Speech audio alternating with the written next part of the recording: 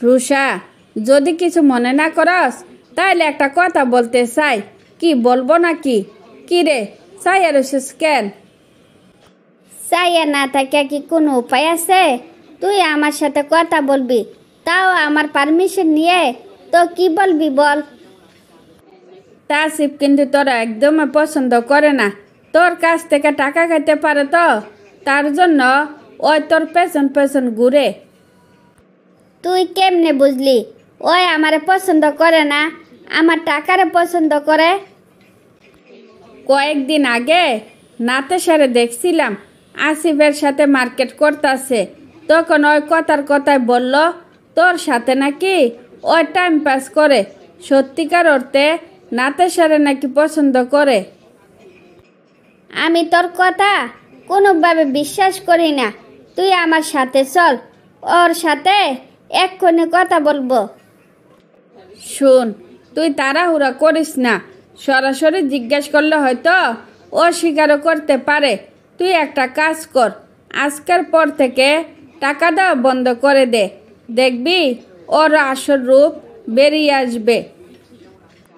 ঠিক আছে, তোর কথাই রইল। ওর আসল রূপটা আমি নিজের চোখে দেখতে চাই।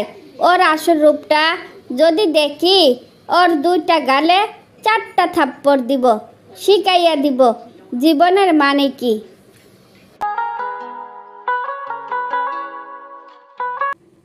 রুষা, তুমি যদি আমাকে 10,000 টাকা দিতা খুব উপকার হতো।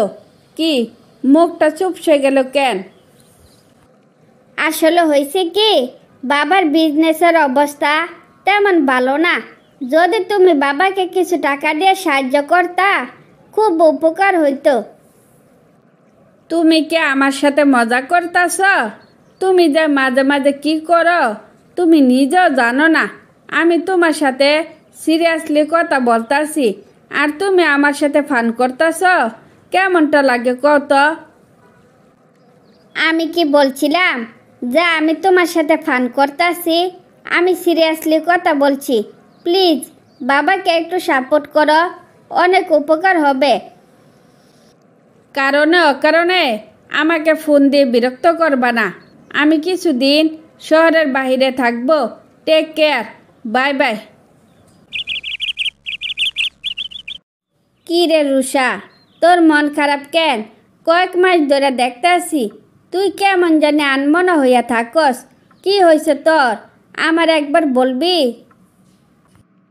আচ্ছা মা, পৃথিবীটা খুব অদ্ভুত তাই না? কেউ গাছতলা, কেউ পাঁচতলা, কেউ হাসে, আবার কেউ কাঁদে। শুনতে কেমন অদ্ভুত লাগে না মা? পৃথিবীটা আসলে খুব অদ্ভুত। তো নিজেদেরকে সব পরিবেশে মানিয়ে নেওয়ার চেষ্টা করতে হবে। যা মা, হাত মুখ ধুয়ে ফ্রেশ হয়ে আয়, সাগর পাড়ে ঘুরতে যাব।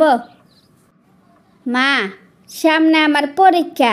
পরীক্ষা শেষ হলে তোমাকে নিয়ে ঘুরতে যাব। চলো একসাথে খাবো।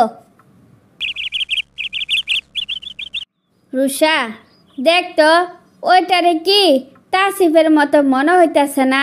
ওর এমন দেখা যাইতেছে কেন? আমি কি চোখে ভুল দেখতেছি নাকি? তোমার চোখ ঠিক আছে, বেশি বুঝলে এরকম হয়। বাদ দাও এসব কথা। আমরা ঘুরতে আসছি, কে আসলো ওদিকে নজর দেওয়ার কোনো দরকার নাই। এলাকার ছেলে বলে কথা, কথা না বলে কি যাওয়া যায়? চল ওর সাথে দেখা করে আসি। কি ব্যাপার, তোমার এমনি সুরের মতো দেখা যাইতেছে কেন? কি টাকা পয়সা কি ফুরাইয়া গেছে নাকি? তো বউ কেমন আছে? আমার বউ ক্যারেক্টারলেস।